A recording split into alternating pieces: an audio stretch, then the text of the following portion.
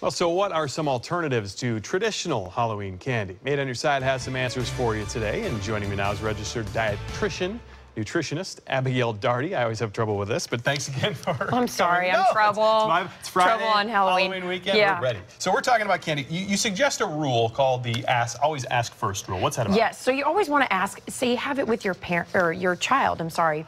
So they always ask you before they eat the candy because you just never know what's in the food before, especially if you're not able to look at those labels beforehand. Right.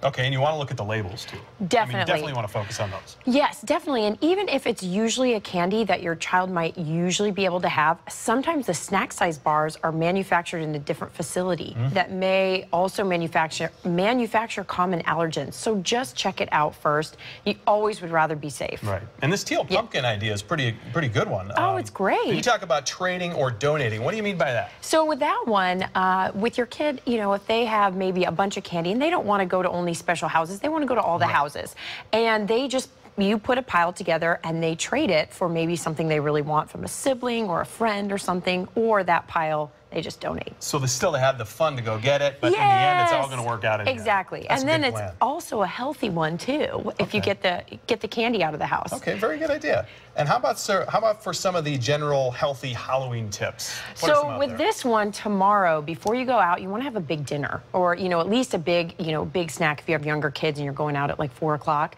You want to get something in your stomach so you're not tempted to eat candy for dinner, you or your kids, depending on if you go with them. If they're starving, they're going to eat a lot. Oh, yeah. Candy, and then run around for hours.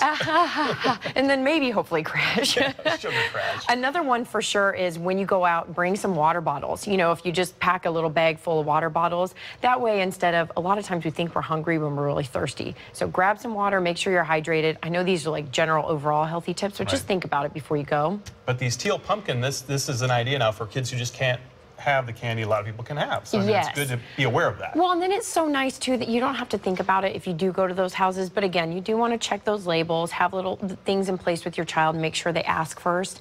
And then another thing too, if you do end up or your child goes overboard, it's one day. Right. It's going to be okay. Even the dietitian says that. So really enjoy the candy if you have to, and remember it's only one day. Okay, fair enough. We like that answer. Thanks. All right, thanks so much. Thanks for being here. All right, we'll send it back to you, Stacey.